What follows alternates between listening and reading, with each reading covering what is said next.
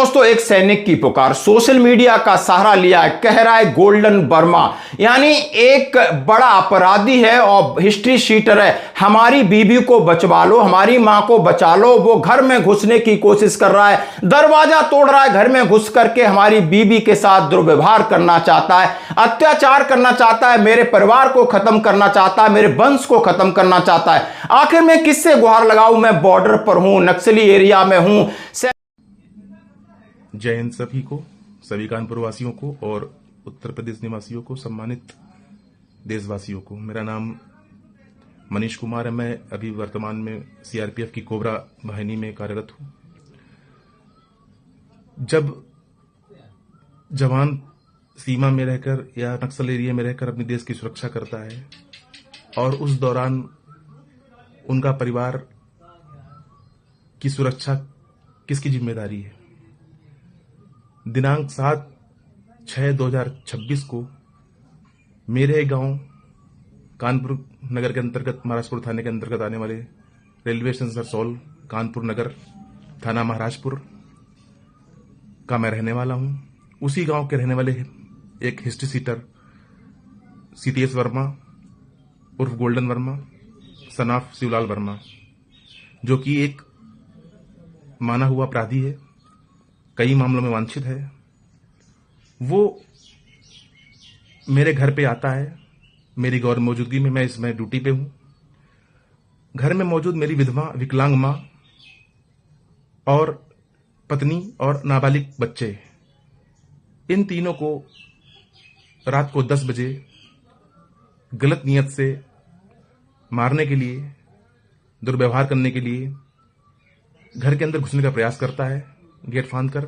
लेकिन गेट में न घुस पाने के कारण वह लगातार गेट पर ईंट पत्थरों से हमला करता रहा, दरवाजे को तोड़ने का प्रयास करता रहा। सेना के अंदर हूं और ये सीआरपीएफ जवान है जो बात कह रहा है। मैं उत्तर प्रदेश कानपुर का रहने वाला हूं। हम जिस गांव में हम रहते हैं, महाराजपुर थाने के अंतर्गत, वहां पर एक गोल्डन वर्मा नाम का एक अपराधी बंदा है, 2-4 लोगों को लेकर के हमें लगातार परेशान कर रहा है, हमारे परिवार को परेशान कर रहा है। मेरे घर में मेरी बूढ़ी मां है, मेरे बच्चे हैं, मेरी बीवी है, कोई भी जेंट्स नहीं है। और देख सकते हो, रात को जाकर के गेट खटखटा रहा है, तमंचा लहरा रहा है, धमकियां दे रहा है और पुलिस इसका कुछ नहीं बिगाड़ पा रही, कानून इसका कुछ नहीं बिगाड़ पा रही, क्योंकि इसके पिता पैसा भर देते हैं, रसूखदार है। आखिर मैं बात कहना चाहूंगा माननीय गृह मंत्री जी से, देश के गृह मंत्री, जो कि 2-4 दिन पहले जवानों के साथ बड़ा खाना खा रहे थे, चाय पी रहे थे, उनके काम की प्रशंसा कर रहे थे। उन्होंने कहा है राष्ट्र सर्वोपरि है, काम सर्वोपरि है, ये बीएसएफ और हमारी पैरामिलिट्री फोर्सेस के जवान, आर्मी के जवान करते हैं। और उन्होंने कहा है हम आपके वेलफेयर में कोई कोर कसर नहीं छोड़ेंगे।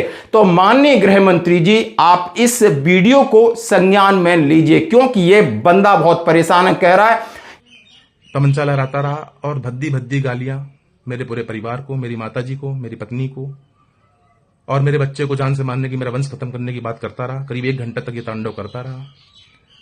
कोई भी हमारे गांव का आदमी, कोई भी बाहर निकलकर उसका विरोध नहीं किया, क्योंकि वो इतना सातिर अपराधी है, वो सभी के साथ में दुर्व्यवहार करता रहता है। उसके डर की वजह से, उसके खौफ की वजह से कोई बाहर नहीं निकला। मेरा परिवार इस घटना से बहुत ज्यादा भयभीत हो रखा है, क्योंकि मैं ड्यूटी पे हूं, मेरे घर में कोई पुरुष सदस्य नहीं है अभी वर्तमान में।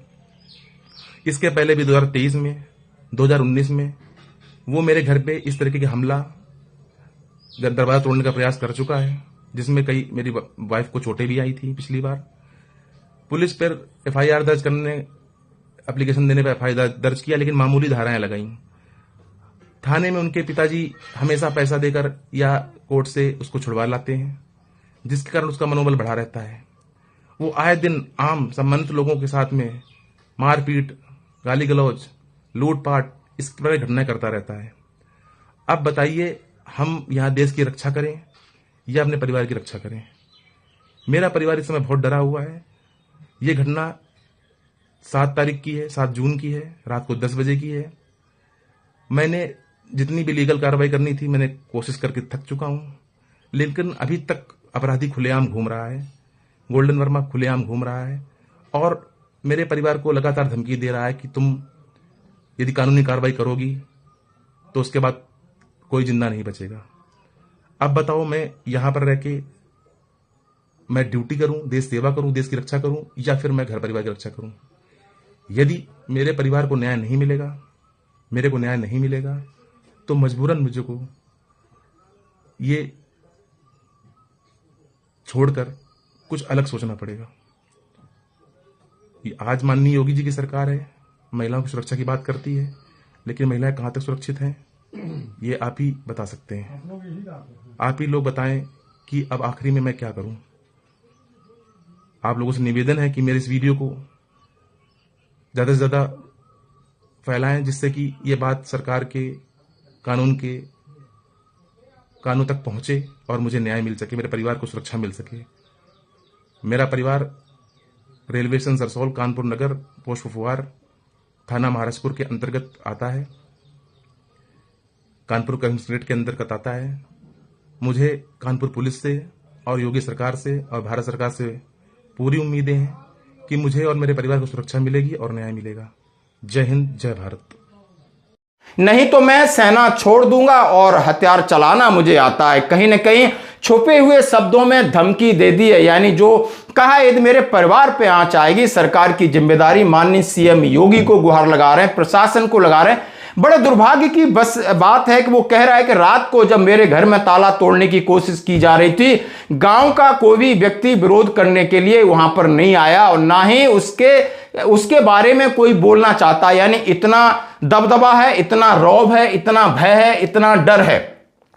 सैनिक नहीं डरेगा। जब सैनिक लास्ट में जब वो काम करता है, फिर वो एक इतिहास बन जाता है, सुर्खियां बन जाता है। तो सुर्खियां नहीं बनने देना चाहिए, प्रशासन की जिम्मेदारी है, क्योंकि वो कह रहा है मैं कोबरा बटालियन का एक सैनिक हूं, मैं निडर हूं, निर्भीक हूं, जान पर खेलकर देश की सेवा कर रहा हूं, नक्सलवाद क्षेत्रों में जाता हूं और अपने परिवार को बचाने के लिए मैं किसी हद तक जा सकता हूं।